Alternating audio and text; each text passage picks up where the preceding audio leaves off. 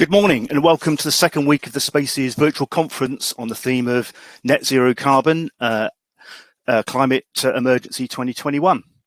My name is Steve Rufus and I'm the Construction Design and Delivery Manager for Dorset Council. I'm also CIBSE's Vice President and Head of Profession for Engineering, and I'll be your chair for this morning's webinar. Before introducing commencing my introduction of our speaker, I'd like to thank our 5 sponsors: Atkins, Faithful & Gould, IES, the MPS Group, and Wilmot Dixon for the support in helping to support these events. As the webinars are over a 2-week period, they're all being recorded and will be loaded to the CIBSE's YouTube channel. Delegates and CIBSE's members will be sent a link at the end of the conference, but the recordings will only be available to the delegates and CIBSE's members. If you have any questions, please include them in the chat box and we'll look to answer these at the end of the presentation. So on to this morning's webinar, the Dame Hackitt Review and Zero Carbon, which will be presented by Dr. Hywel Davies. Hywel is the Technical Director of CIBSE, the Chartered Institute of Building Services Engineers, a role he's held since June 2007. He leads the technical and policy development work of the institution, particularly focused on those policy areas that influence the performance of buildings, including building and energy-related regulations and building information modelling. He also participates in a range of government and industry policy development groups. CIBSE members are familiar with his monthly contributions to the legal issues for the CIBSE Journal. He's also engaged in research, project and technical and policy issues, particularly energy efficiency, BIM and other regulatory matters. So Dr. Hywel Davies, welcome and thank you for supporting the CIBSE's 2021 conference. Thank you very much for that welcome and thank you for having me. I should say, in the interests of full transparency and disclosure, that since October of last year, I've also been chairing the Building Regulations Advisory Committee, which I'm sure all of you listening will appreciate is quite an interesting time to have taken that role. My subject this morning is Dame Judith Hackitt's review of building regulations and fire safety, and its relation to zero carbon, and to one or two other things along the way.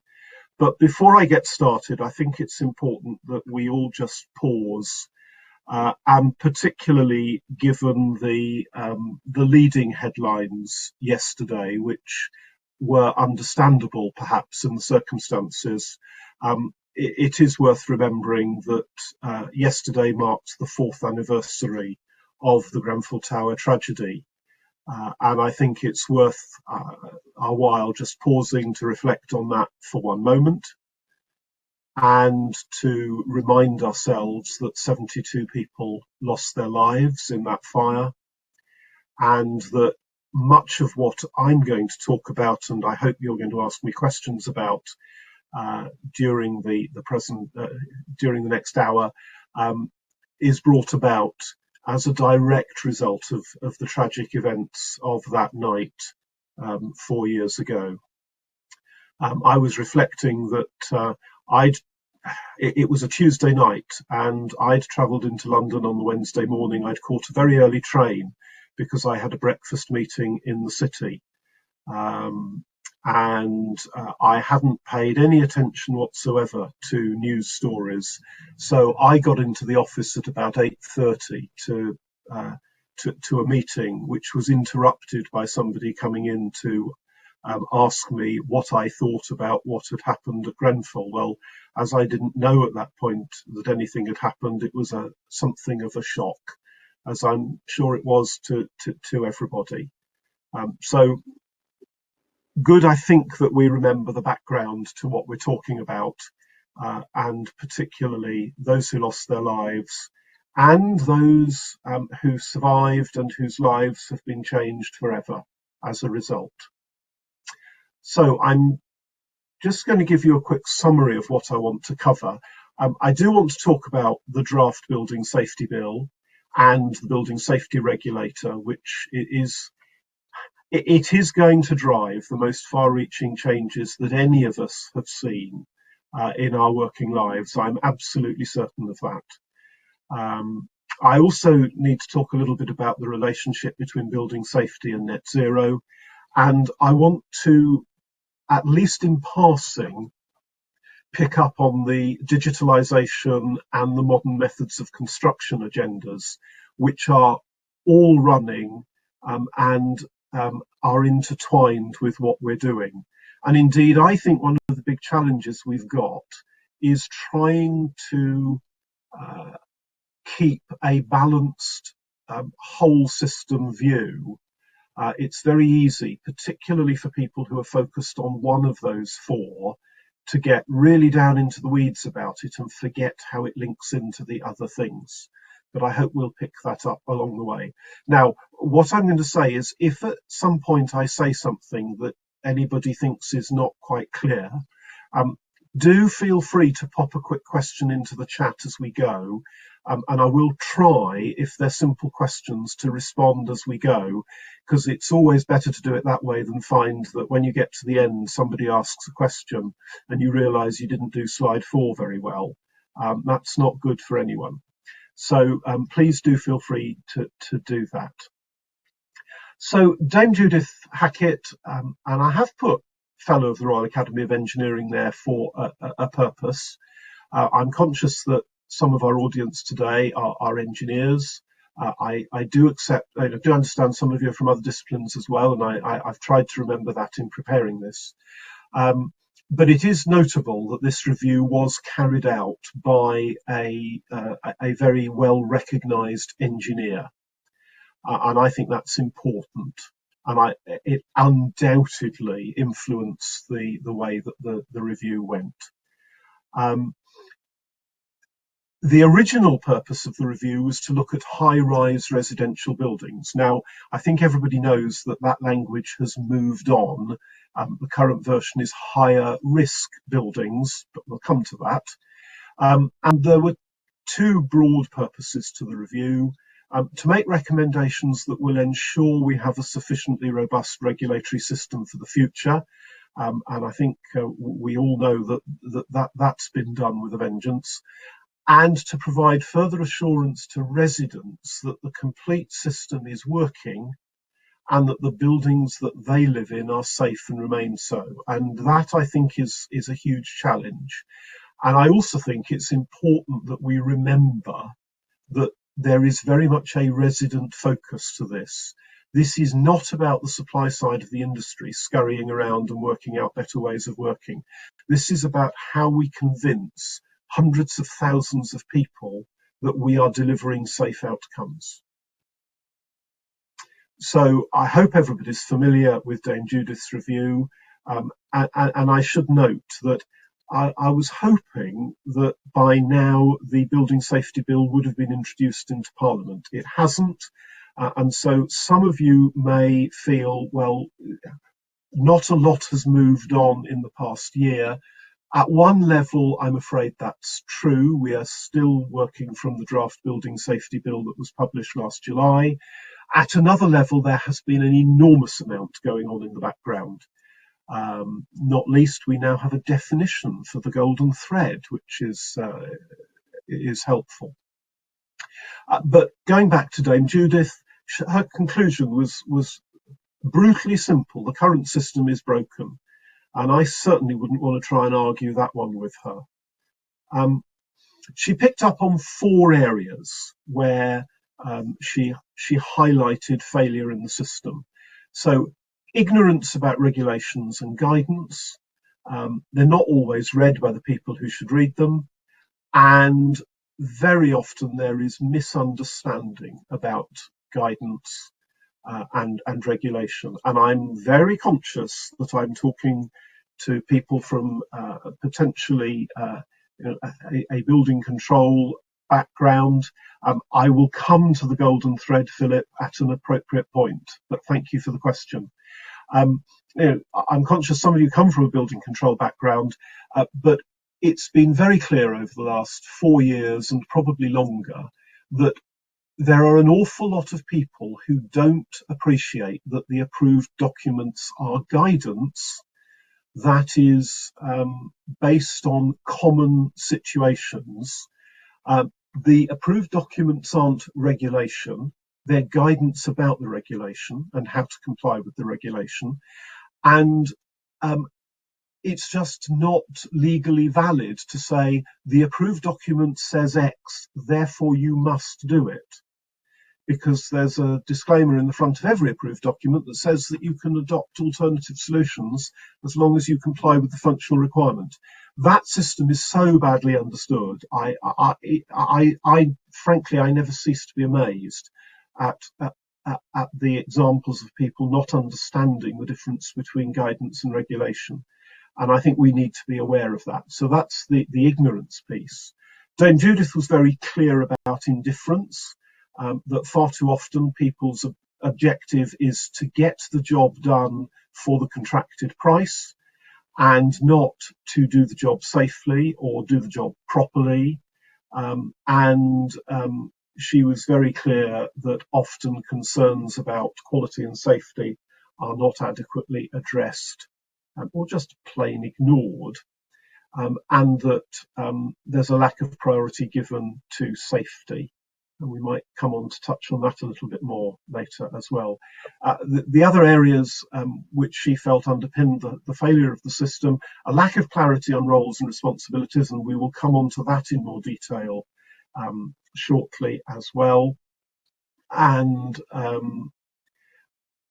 also inadequate regulatory oversight and enforcement. So the whole way in which building control is carried out, a lack of proportionality between size and complexity of a project and the level of regulatory oversight, and inadequate enforcement.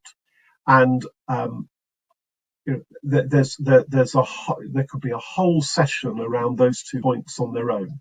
I don't want to dwell on them, but we know that there are going to be changes to address those points.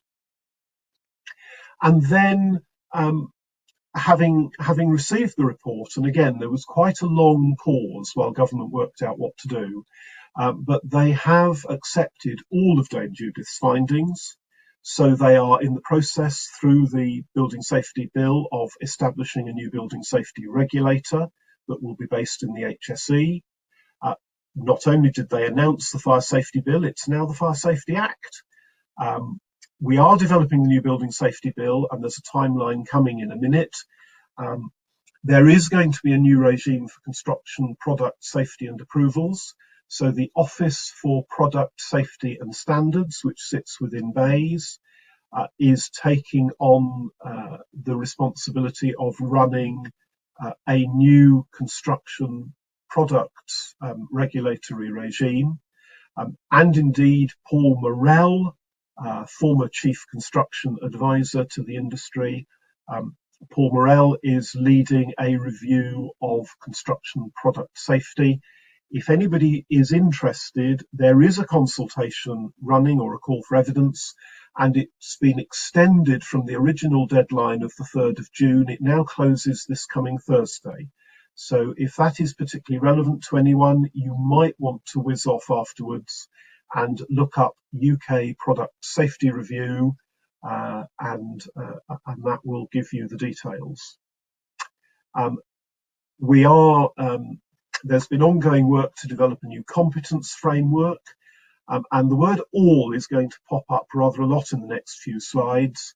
The competence framework is for all in the industry, and I do want to spend a minute or two trying to help us to move away from another common area of misunderstanding around the bill and the scope of the regulatory change.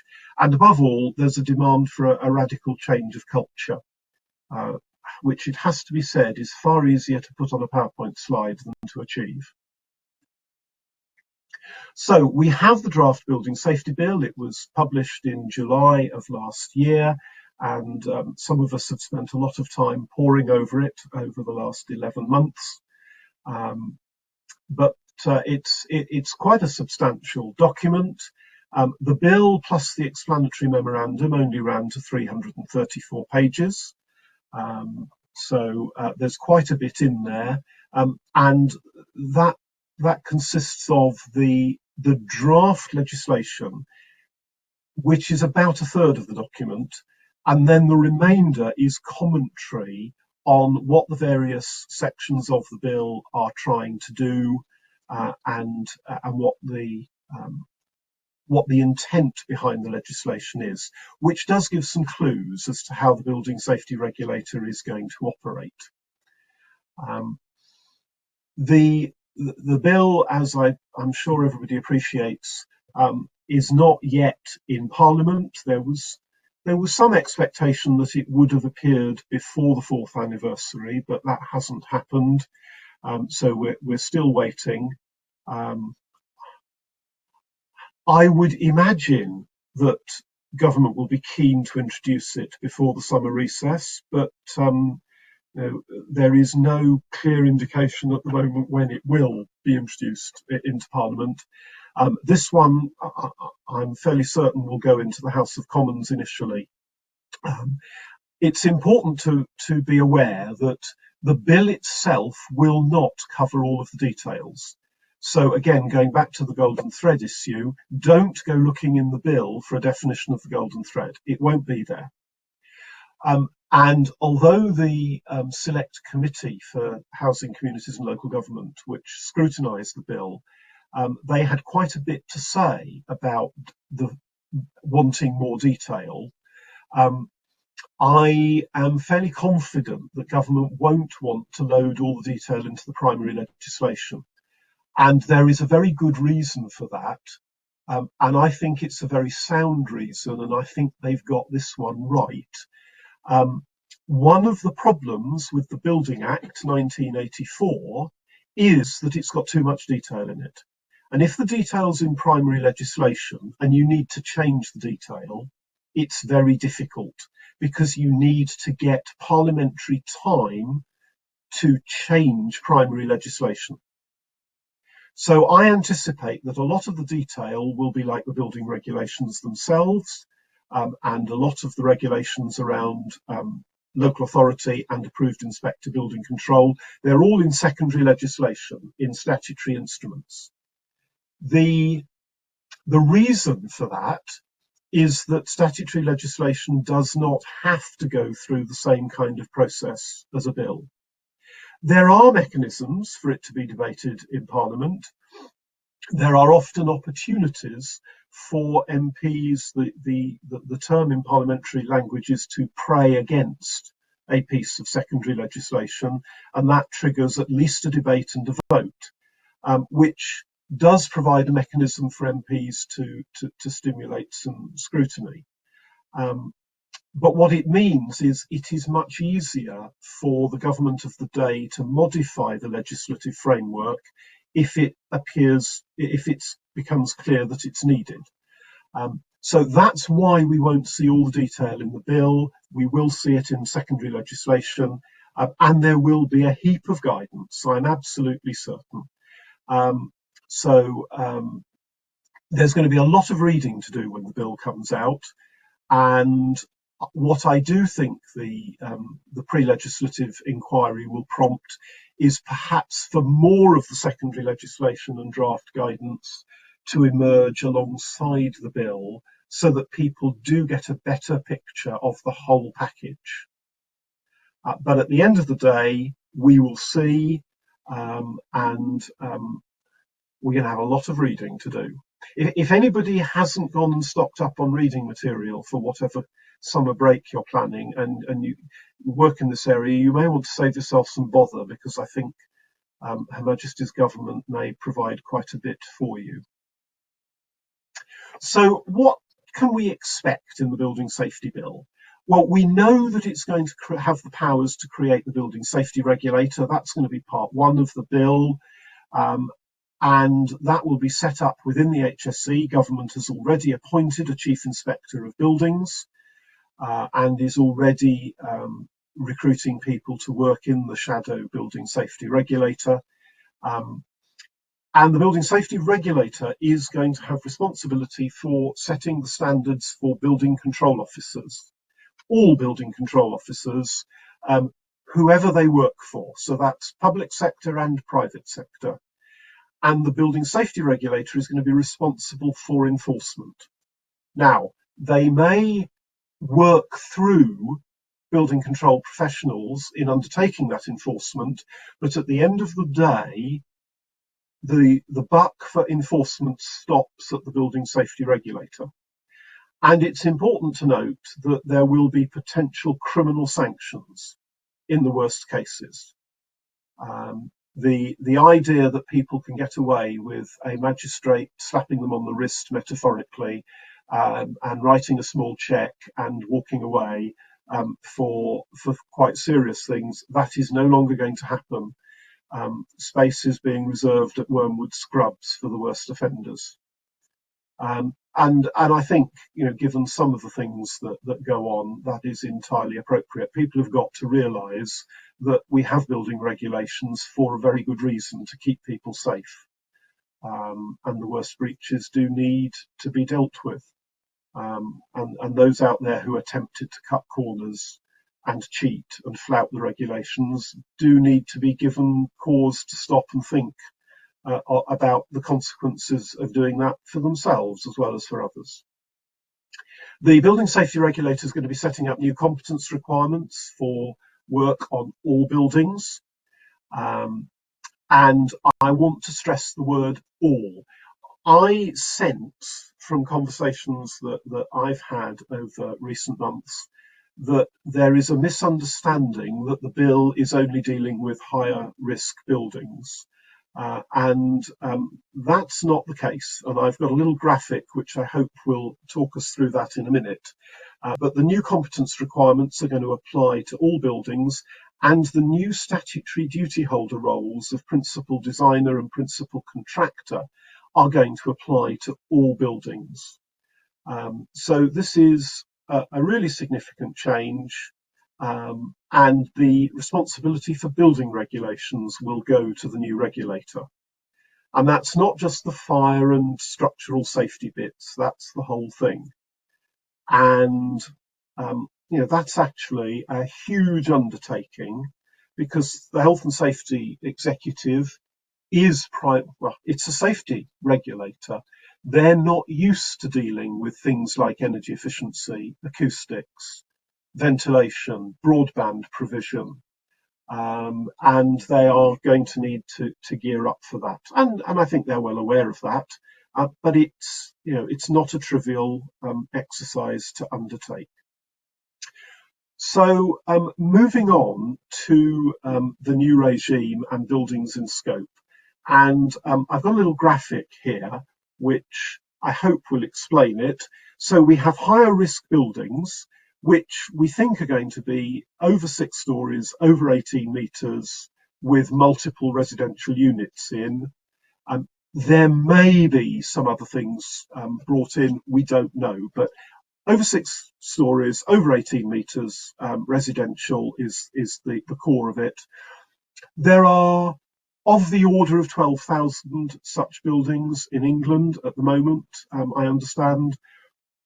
We currently build about 300 new every year, and we probably refurbish 250 to 300 more. So that's the scale of the higher risk buildings, and they're often referred to as buildings in scope.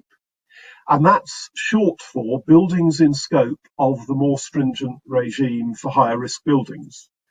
My worry is that far too many people think that means buildings in scope of the Building Safety Bill. Nonsense, rubbish, wrong, please. Don't let anybody get away with that. The Building Safety Bill is about all buildings. So you'll see I've got a second circle, which is all other buildings. The Building Safety Regulator's view encompasses both of those sets of buildings. It is as wide-ranging, all-encompassing and embracing as that. And the term buildings in scope is shorthand for the over 6 stories, over 18 metres group. and the building safety bill goes far wider than that.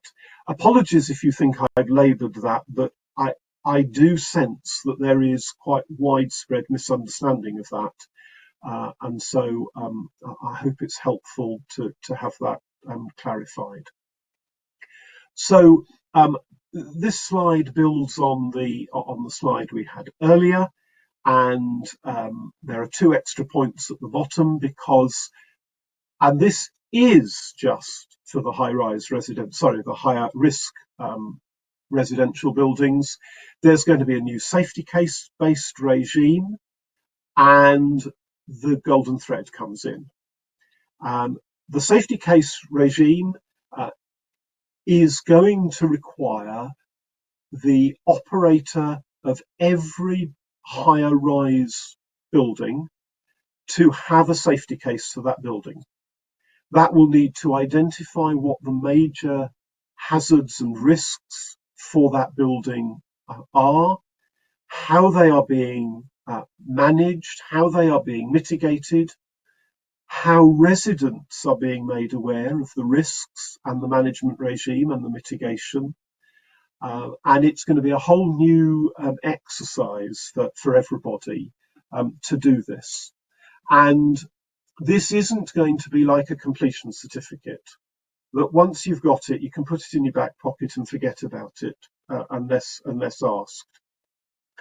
The HSE, or the Building Safety Regulator, is going to expect the safety case to be maintained, to be used as a working document, and it will be subject to periodic review. Now, it's important to note this is all going to be a risk-based regime. So where the Building Safety Regulator thinks that an operator is a competent organisation that is doing things broadly well, then there will be a lighter touch for that organisation than for those who might have appeared in a telecom sitcom, a television sitcom based in Peckham involving fools and horses. They're likely to get a lot more attention from the HSE because the risks are greater in that situation.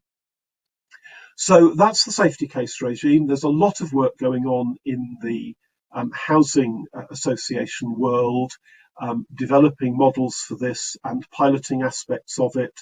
And if anybody is particularly interested in knowing more, my email address is on the final slide, and I'd be happy to take an email. I may be able to answer it myself. I may be able to put you in touch with somebody who knows more. Moving on to the golden thread, and this picks up on Philip's point, what I will do, and I'm not good enough to multitask and find the link while I'm talking, but I will make sure that Fiona gets the link to the CIBSE website. But if you want to go looking in the news and policy area, there is a piece on the Building Safety Bill and the golden thread, and there is a link there to a definition and principles for the golden thread. The key thing about this is it's going to be digital. So this isn't going to be piles of paper. It's going to be a digital set of information about the building that will be sufficient to support the safety case and to enable the fire and structural safety risks to be identified. But it's a little bit like an iceberg. The fire and structural safety bit is the tip poking out of the water. There's an awful lot more information needed to provide for that tip and to support that tip. And it won't be so obvious, but it will have to be there. So that I hope gives a little bit of an outline. Full detail, I will get the link to Fiona afterwards. It runs to about 2.5 pages. And the key thing, again, is that the golden thread is supposed to be managed and maintained. It's not, here is what was put in the building 15 years ago when it was completed. We haven't updated it since. That's not a golden thread. It might be an antique gold coin, perhaps, but no more. There is going to be an expectation that what is done to the building, what's done in the way of maintenance and further works, is recorded, and the golden thread is kept up to date. And again, this is where the iceberg analogy comes in. So your local broadband provider comes in to put some additional cables into, oh, that's brilliant, Fiona, thank you. The link is in the chat. The local broadband provider comes in to provide cabling for broadband connections for some or all of the residents. And of course, every resident lives in a separate fire compartment. So that cable has got, by definition, to go through fire compartment walls. So you may say, oh, it's only broadband. It's got nothing to do with fire and structural safety. Rubbish. The minute you start drilling holes in fire compartment walls, it has got something to do with fire. So what's being done about fire stopping? Does your local broadband provider have a clue what fire stopping actually means? I suspect right now they don't. In a year or two's time, they may need to, or they may have to get somebody in to do the fire stopping. And somebody may need to come in and check that it's all been done to an acceptable standard to restore the fire compartmentation in the building. So I hope you get a picture that when people say, oh, the golden thread's only about fire and structural safety, well, that's the focus, but there's an awful lot feeds into it. I'm going to move on because I've still got a bit to get through before we get to questions. What needs to change? I'm not going to dwell on this for too long, but I do want to pick up on three things. The first is that I think there will have to be a change in business models. The current model works on the basis that once the contractor goes on site, they're cash flow negative until they've finished the job and their retentions have been paid. Under those circumstances, it's no surprise that people want to keep costs down and cut corners because they are funding the project. And I'm not convinced that that is a sustainable business model if we really want to emphasise safety of outcomes in the longer term. I think it does require people to adopt a different approach to compliance, not can I get the building control officer to sign it off, or perhaps the even more dodgy, will the building control officer notice and will I get away with it? And we've got to start adopting a view, if we build it this way, is it safe? And dare I suggest, and there was a green paper on public procurement earlier this year, and I was very disappointed, and I and others made government aware of the lack of reference to building safety or indeed net zero in the consultation. But bluntly, if the public sector wants safe buildings and you're going out to procure and you don't make it clear that the safety of the building is a key outcome, is it any surprise if you don't get it? Now, I know there are Treasury rules and things to be followed, but I do think we have to stop and ask ourselves the question, if we are too clear, or if we give the impression that the primary consideration of public procurement is to get it as cheap as possible, perhaps we should be careful what we wish for, because we might end up getting it as cheap as possible and not necessarily as safe as needs be. So I'll throw out that challenge, knowing that there is a lot more that lies behind that we haven't got time for today. Change of culture. Over the last 20 years, it's become clear that the energy performance of buildings in practice is nowhere near to what was actually expected at the design stage. We've known that for a long time. Before 2017, it was very unpopular pointing that out to government because they didn't think it was true. That view has changed a little, not least because the clear evidence that's emerged at the Grenfell Tower inquiry shows the gulf between what should have been done and what was done in a number of areas. And I'm afraid over the last 15 months, I've spent a lot of time working on ventilation of buildings in response to the pandemic. And it's become clear that the performance gap isn't just limited to energy and fire, but it also affects ventilation. And some of you may be aware of a major schools incident where an external wall collapsed, thankfully during teaching time when the playground was not occupied, and a subsequent inquiry revealed significant structural failures in a number of school buildings. So as an industry, I'm afraid we've just got to do better. And that's the clear expectation. But it's not just about building safety. We've got digitalization, modern methods of construction, and net zero going on. And it was 2016 when we had the farmer review of the UK construction labour model. It was called Modernise or Die, and Mark Farmer makes a passionate appeal for greater use of modern methods of construction. And that's certainly a cry that's been taken up by the Department of Business, Energy and Industrial Strategy, BEIS, who are heavily supporting current initiatives on modern methods of construction. But it's worth noting that this isn't a novel concept. After World War II, we built precast reinforced concrete homes, which in the 1980s caused us a few problems. We had large panel systems. If I mention Ronan Point, that may mean something to older members of the audience. I've referred to the farmer report. We do need to look at ways in which we can do more assembly of building elements and modules in factories. There are some good reasons for doing it. We also need to make sure that in doing it, we do it safely and we do it in a way that we can manage quality and get the quality benefits that approach can offer. Moving on to digitalization, I hope that people are familiar with the UK BIM Alliance and the UK BIM framework that has been developed by the Alliance, working with the Centre for Digital Built Britain, which is funded by BEIS and the British Standards Institution. There's a huge amount on the UK BIM framework website, which not only gives a good steer to the relevant standards, a number of which will pop up in relation to the golden thread, but also a huge amount of guidance on how to use the standards.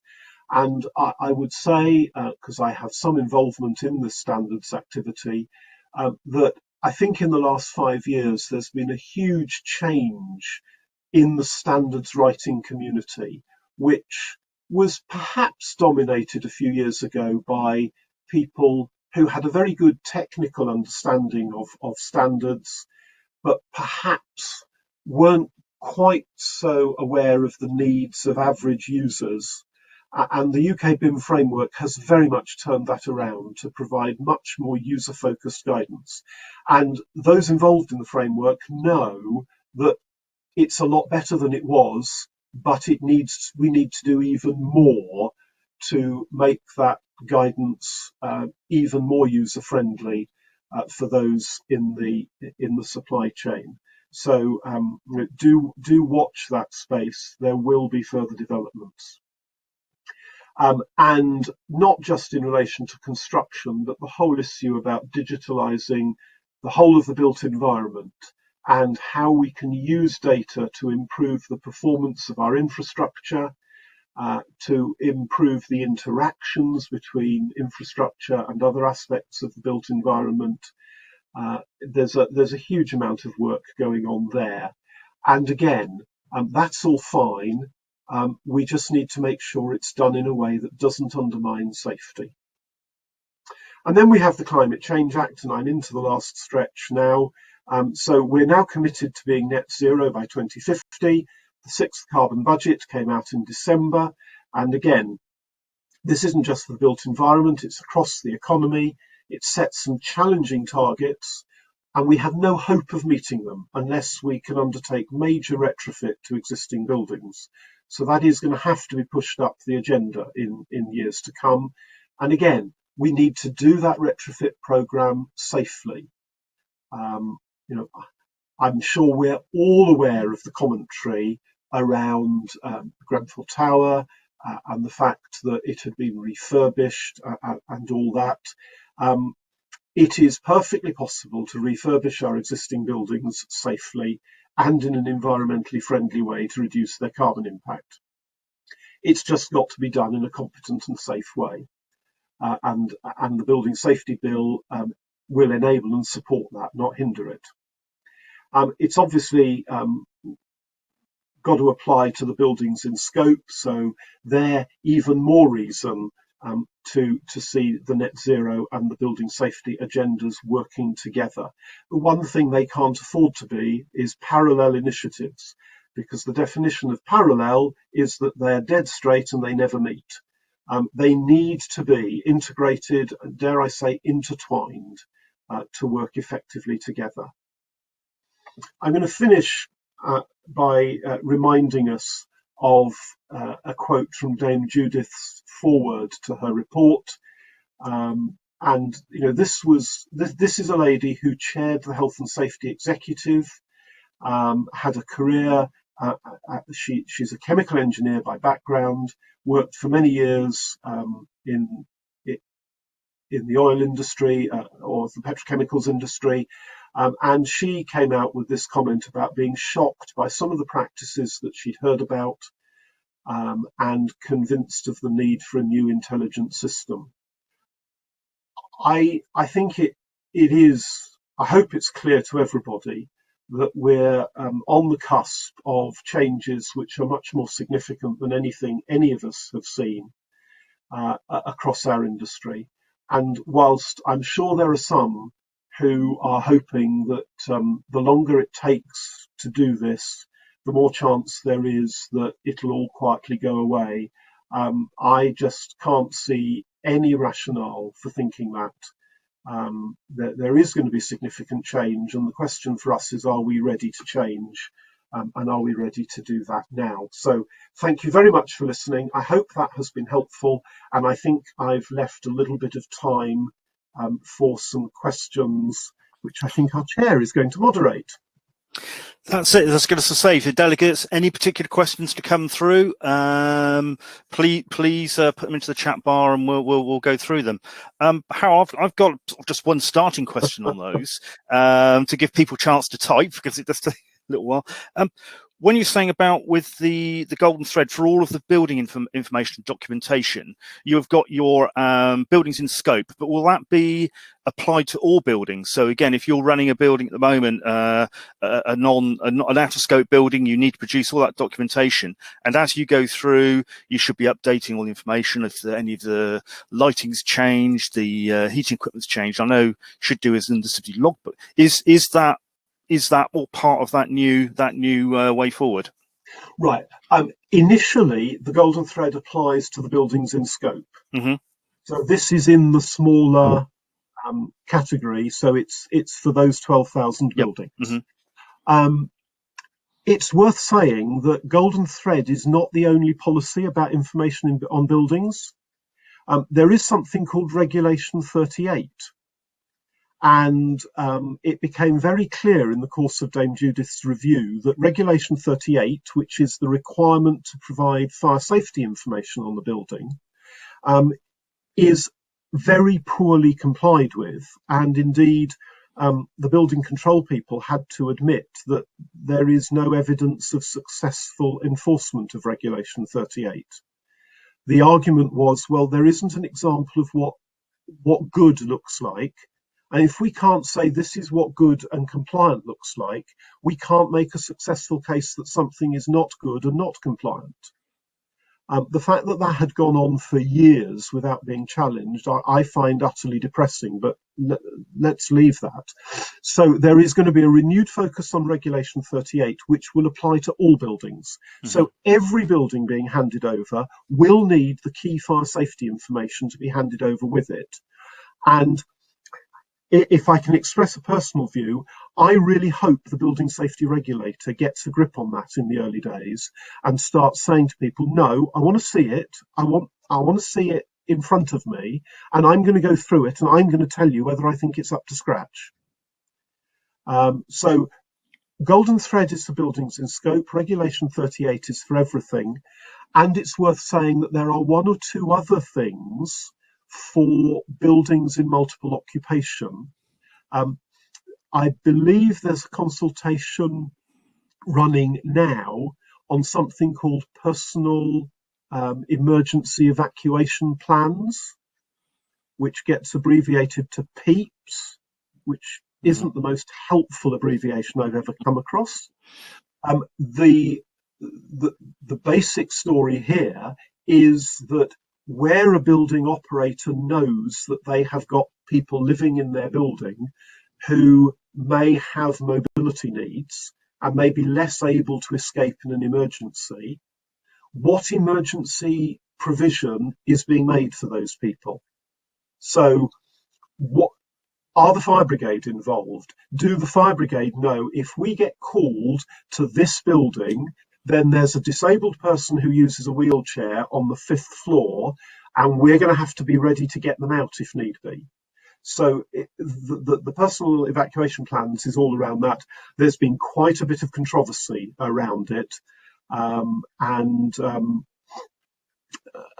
if anybody's involved in that area of work, I'd encourage you to hunt that consultation down. I will try to get the link over to Fiona, although she's doing a splendid job of researching whilst listening. So it may pop up in the chat. But and that again will apply to everything. It won't be just over 6 stories, 18 metres, and rightly so, because if people need to be got out in an emergency, the contingency plan needs to be there, whatever building they're living in. Okay. Thank you, Hywel. A couple other questions coming through. Philip Jordan, doesn't CDM have a related role here? So I'm just thinking with that, are we saying that, do you think the CDM regulations will change as part of this and the roles will be defined in a different way? Yes, that's a really helpful question, Philip, and you've spotted something that I skated over too quickly.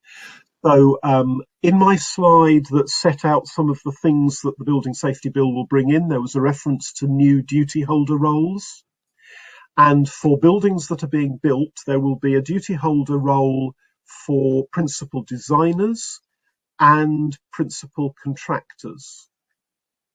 And again, this is one that applies to everything, not just buildings in scope. And those roles, the titles mirror those under CDM, and effectively there will be additional responsibilities for those duty holders beyond what they currently have to do under CDM. And I have to stop at that point because the rest of the detail hasn't been published. Okay.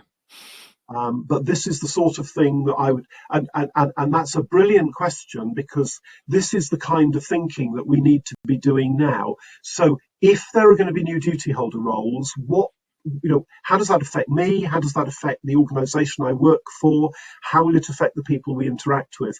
The more we can start to think about this now, the more we can at least begin to think through how we change the culture. Because I've seen Greg Keeling's comment. And you're absolutely right, Greg. It is a huge piece of work. And I can only offer 3 comments on it. One is that there's going to have to be leadership from the very top. The second is that I know that the Health and Safety Executive are already doing quite a bit of work around behavioural issues. It's not out in the open yet, but they know how big a supertanker we're trying to turn here. And there's also a small piece of culture change work around the golden thread, which again is being developed, but is likely to come out in the next few months. And I would love to think that when there is something there, that Spaces will be one of the groups who'd be willing to get a little bit more engaged. Because of the role you've actually got quite a reach to the people that you deal with in the industry. So that's not a brilliant answer, because it is very much work in progress, but I hope I hope it gives Greg something to go on. Just adding on to that a little bit, I know the industry as a whole, as in the construction side, has been following the documentation with, or sorry, not the documentation, but the process with great interest. But it's whether the client groups out there have taken as much interest, because again, saying with this that a lot of the drive before was about getting it done quickly and cheaply. Now, from the client's perspective, it could be, are they aware that there may be cost implications and projects may take longer? I don't think there's been any real dialogue from the client side, understanding that that's going to have a possible impact. Again, the client side is not a homogenous body. Certainly, I would say that the major social housing providers are all over this. Mm-hmm. And they are very aware of the cost implications. And I think they're quietly making Mr. Jenrick and Mr. Sunak aware of the cost implications, because they're not trivial. Whether larger private landlord bodies are aware, I suspect the brighter ones are. Sadly, I see enough reports of housing law cases to feel that there is a murky and unpleasant pool of smaller scale residential landlords who haven't really got much of a clue, or if they have got a clue, may not be paying the attention they should be to this. Okay, they'll get away with a bit of an open question, but they'll get away with it for a while. Yeah. But if they're running buildings in scope, they're going to run into the HSE at some point. Yeah. And good luck to them. So yeah, there's a huge amount to do. Again, I think some of the bigger players in the industry know this is coming and know there will have to be change, and many others either don't know, or they think it's a bit like all the reports that have come along on the industry over the last 30 years. And well, I suppose the more switched on companies will be talking to their client base and saying, look, this is happening, so doesn't come as a big surprise to them. Okay, thank you. Just a question for Claire there.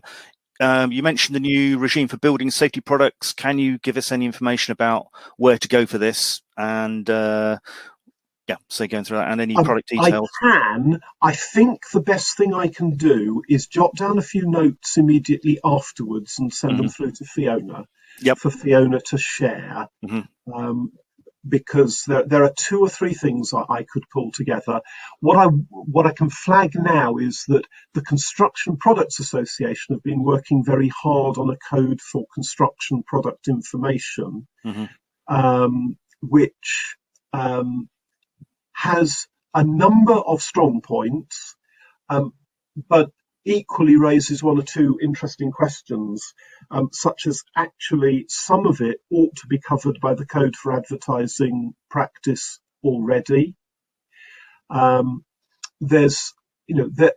It's worth reminding people that today, any claims made about a construction product in any form of advertising falls under the Code for Advertising Practice, and it's got to be legal, decent, truthful, and honest. And if it isn't, then it is open to people to refer it to the Advertising Standards Authority and say, this isn't, this is not right. There's actually, and it's emerged as a result of the pandemic, there are lots of people who will sell you boxes that have got a 13-amp plug hanging off them, that allegedly, if you plug it into the wall and turn on the on switch, they will magically transform the atmosphere in the space in which they're running. I think you'll have picked up from my tone that I'm far from convinced, and indeed I've spent many unhappy hours ploughing through the evidence provided by some of these suppliers, and it just doesn't stack up. They don't have good evidence. Right now, that advertising doesn't meet current standards. We don't need a new initiative or a new code for that. So rant over on that. I will get there some more information. Just looking at the last part of the question on that was about, with zero carbon going forward, we're looking at products that are going to be that improve energy thermal efficiencies. It's whether those, I presume that could be a new area of a new set of products that may be coming through. So hopefully they will get the same sort of, they will get some details to make sure that they will be safe products and how they fit in with the new buildings. My simple advice is, you're claiming that your product does X, please show me the evidence. Okay. And if somebody says, oh, we haven't got any of that, so you don't actually know, the even worse one, I've dealt with one company recently who don't want to provide the test evidence unless I sign a non-disclosure agreement. Yeah, very strange. Okay. Yes. Philip Jordan, Philip's working hard this morning. Yes. And another cracking question. The simple answer, Philip, is 16 million. There's serious money going into the building safety regulator. Do you think that's enough? Well, I think we all know that it's almost certainly not going to be enough. And I think that's true whether you adopt the optimistic view that once they get stuck into it and realise what's needed, it won't be enough. Or if you were a deep cynic and said, well, large bureaucracies always need more than they thought. And that'll mean what I tend to the first view, which is that I think as the HSE get to grips with the scale of the job that they've had given to them, they will inevitably find that they need more. Equally, I think there's one obvious area of opportunity. How would it look if all the building control people in the building safety regulator were competent users of BIM software and could be users of the common data environment for new projects? And now the project team know that at any point their building control officer can go in and have a look at what they're doing. How would that do for a bit of culture change? It would also hugely improve the efficiency of the regulator.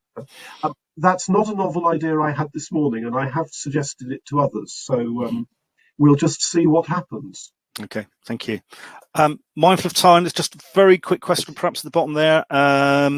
That was from Claire. You mentioned the new regime for building safe. Sorry, it's Caroline. Isn't everybody required to provide a safe, compliant building already? How do you think we'll ever get around people on site doing a poor job because they want to make more profit? I can't help quoting, for those of you who are old enough to remember Michael Flanders and Donald Swann, in the Song of the Reluctant Cannibal, they finish up by saying, you can't change human nature. And I'm sorry, Carolyn, you're absolutely right. You can't change human nature. What this is looking to do is to make it far harder for those less palatable aspects of human nature to get away with it repeatedly, particularly on the higher risk buildings. But no, you're quite right, Carolyn. We are not going to see a transformation of the industry overnight because there are too many people around who can get away with a poor job and making more money. Okay, right. Thank you. So sorry, time's against us, so we'll have to finish there. I'd like to thank you all for attending the webinar, and I'd really like to take the opportunity to thank Dr. Hywel Davies for his presentation today. Very, very good as always. I'd like to thank our sponsors, Atkins, Faithful & Gould, IES, MPS Group and Wilmot Dixon's, who very much into the new approach of looking how we can deliver low carbon buildings.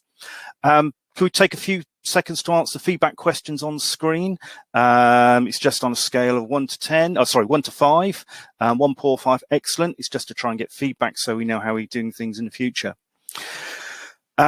A reminder to all the webinars over the 2-week period are being recorded and will be loaded to the Spaces YouTube channel. Delegates and Space members will have access to this. Again, thank you for attending today, and I hope this event has given you a much better insight and additional information on how the Safety Act and will affect us. Okay, thank you very much.